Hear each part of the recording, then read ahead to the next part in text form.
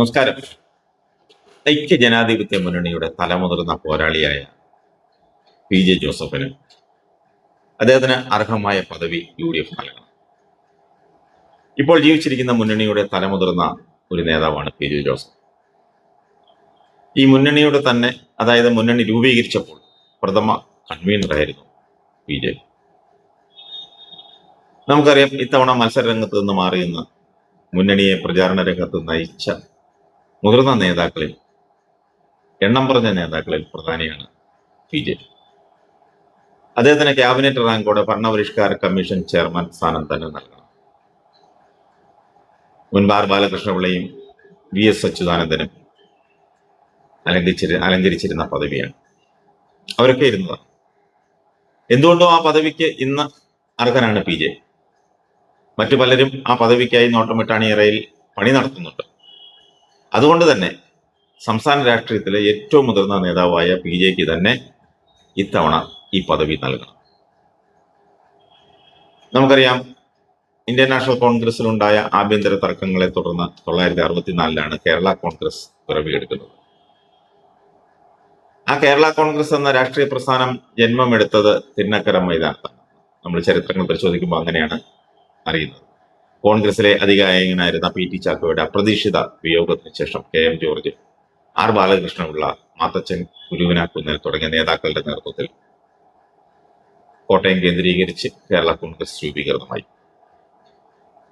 കർഷകർക്കും റബ്ബർ കർഷകർക്കും വേണ്ടി ശബ്ദമുയർത്തുവാനും പോരാടുവാനും ഒരു കർഷക പാർട്ടി എന്ന നിലയിൽ ജന്മം കൊണ്ട കേരള കോൺഗ്രസിന് വിവിധ ക്രൈസ്തവ സഭകളുടെയും പ്രത്യേകിച്ച് കത്തോലിക്ക സഭയുടെയും NSSന്റെയും ഒക്കെ ശക്തമായ പിന്തുണ ഈ പുതിയ പാർട്ടിക്ക് ലഭിച്ചിരുന്നു.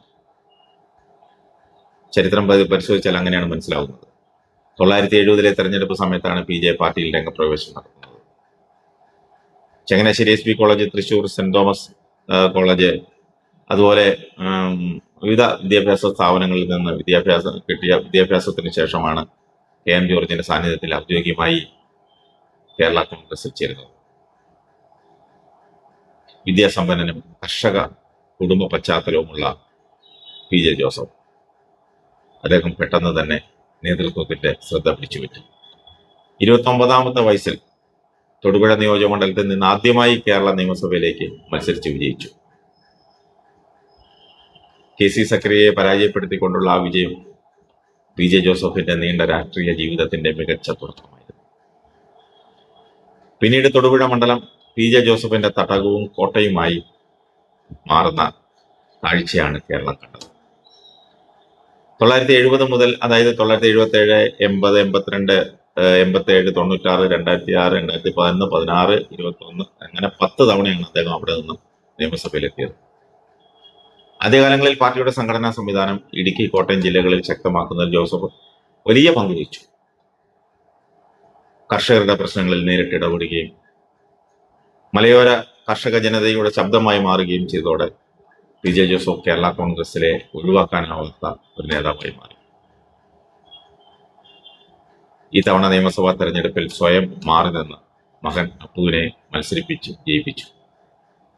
എന്നും എക്കാലത്തും തൊടുപുഴ മണ്ഡലം പി ജെയുടെ കൈകളിൽ ഭദ്രമാണെന്ന് ഒരിക്കൽ കൂടി തെളിയിച്ചു. ജീവിച്ചിരിക്കുമ്പോൾ തന്നെ ആർ ബാലകൃഷ്ണപിള്ളയെ പോലെ തന്റെ പിൻഗാമിയായി മകൻ അപ്പുവിനെ തൊടുപുഴയുടെ കപ്പിത്താനായി ചെങ്കോലും കിരീടവും നൽകി തൊടുപുഴ സിംഹാസനത്തിൽ അവരോധിച്ചു. ചെയർമാനായി പാർട്ടിയെ നിയന്ത്രിക്കുന്ന പി ജെ എന്ത് തീരുമാനമെടുക്കുന്നതും കൂടെ ഉള്ളവരോട് ആലോചിച്ചുറപ്പിച്ചു തന്നെയാണ്. ഒരു ജനാധിപത്യ പാർട്ടിയിൽ കൂടിയാലോചന ഒരു പ്രധാന ഘടകമാണ്. അതാണ് മറ്റുള്ളിടത്ത് ഇല്ലാതെ പോയത്. പി ജിയോടൊപ്പം നിൽക്കുന്ന ആരെയും അദ്ദേഹം കൈവിടില്ല. അവരെല്ലാം ഉൾക്കൊണ്ടുകൊണ്ടാണ്, ചേർത്ത് നിർത്തിയാണ് അന്നു മുതൽ ഇന്ന് വരെ പാർട്ടി നേതൃസ്ഥാനത്ത് അദ്ദേഹം നിൽക്കുന്നത്. അതുകൊണ്ട് തന്നെ പി ജെയാണ് പാർട്ടിയുടെ അവസാന വാക്ക്. കേരള രാഷ്ട്രീയത്തിലെ ഭീഷ്മാചാര്യനായ പി ജെ മുന്നണി അർഹമായ പദവി നൽകി ആദരിക്കണം. അത് തന്നെയാണ് പറയാനുള്ളത്.